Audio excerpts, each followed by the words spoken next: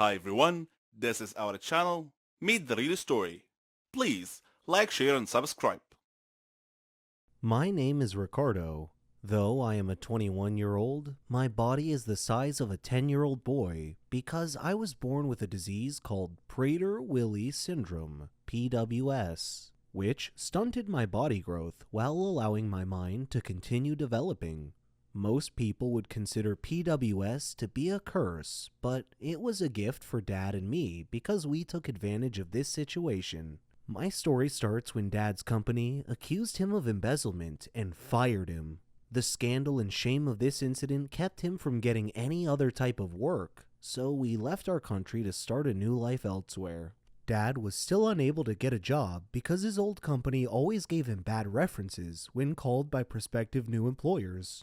Dad was worried about our future, so he improvised and came up with a scheme to turn me into the goose that laid the golden egg. You see, children always bullied me due to my small body size. Luckily, my mature mind helped me avoid fights most of the time. One day, Dad asked me if I wanted to become famous, and I said, sure.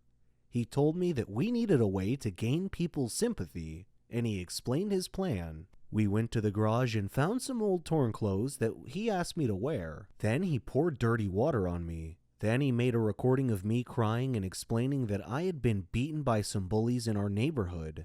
After we finished making our sympathy-garnering video, he applauded my performance and posted it to the internet to see what reaction we would get. The next day, our video went viral, and I became an instant celebrity. All the news agencies gave the video broad coverage, and I began receiving sympathetic phone calls and donations from around the world. Several international schools offered me free scholarships at their schools, and I managed to amass a good size of money from all the donations, and for a moment, I thought our days of poverty were finally over. Unfortunately, the authorities investigated my background and found that I was 21 years old and not really a kid at all.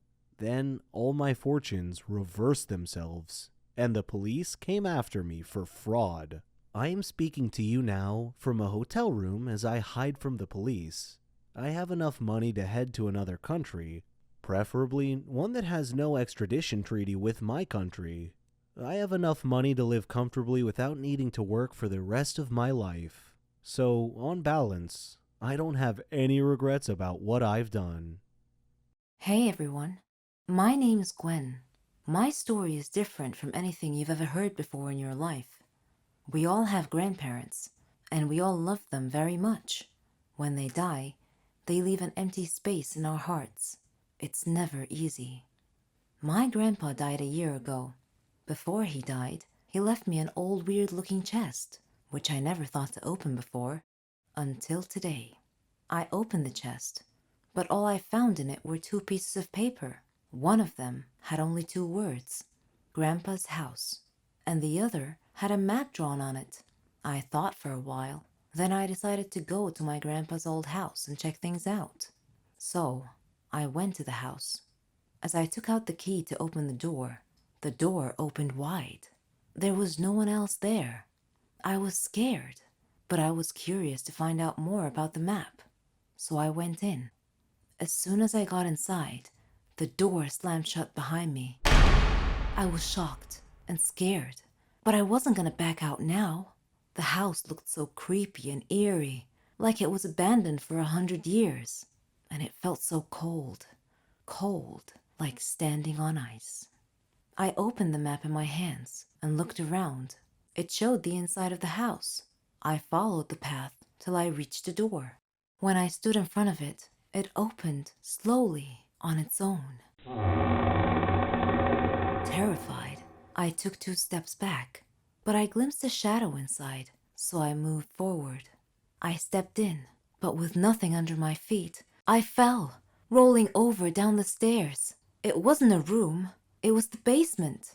I tried to get up, but there was something on my legs.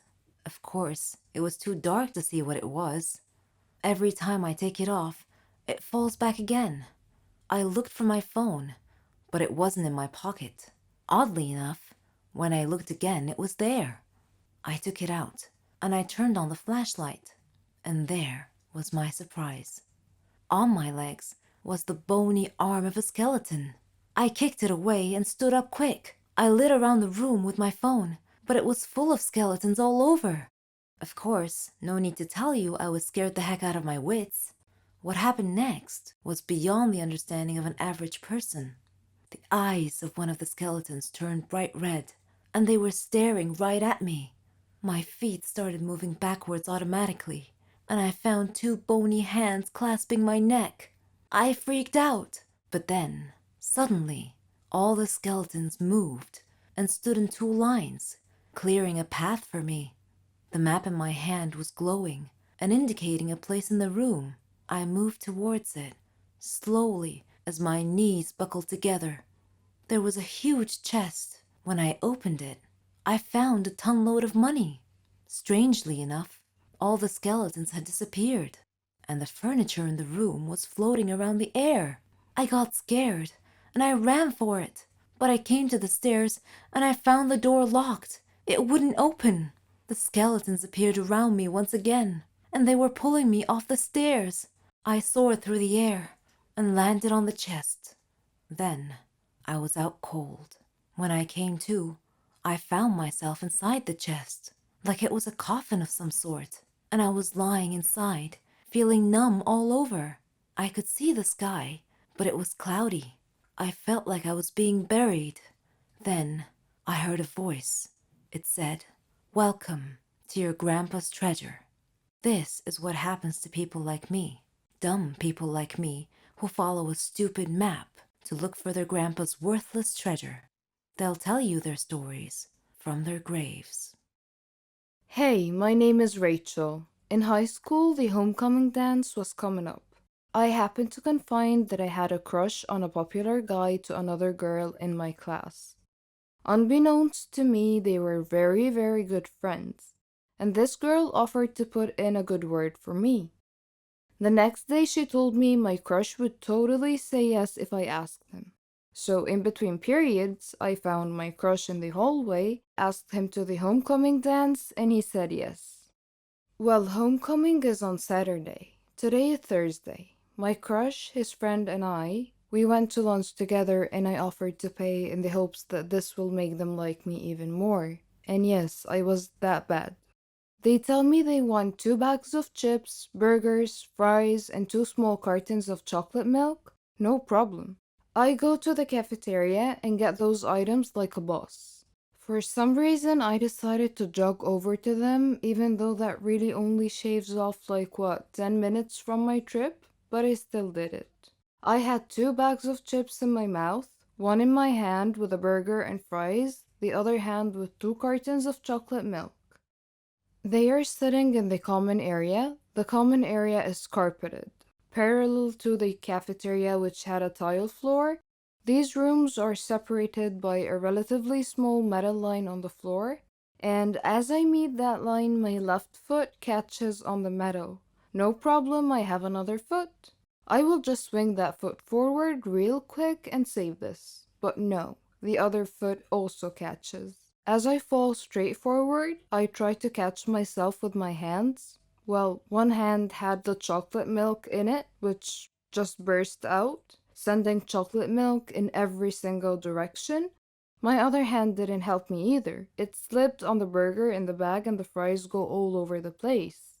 The last thing to break my fall was actually my own face. The face with 2 bags of potato chips in my mouth. You know those jokes about chips bags being full of air? Well, they're actually true. As my face collided with the ground, both the bags of chips exploded at the same exact time and it sounded like a gunshot. Somehow one of my shoes just flew off. I tried to melt into the ground and fade out of existence for a moment, and this happened at the meeting point of the common room and the cafeteria. So everyone in both rooms either saw or heard this fiasco and looked over. About 100 students. It's deadly silent for a couple of seconds and then comes the laughter. And dear God, the laughter. It was like a jet engine. Every person there was laughing the hardest they have ever laughed in their whole lives.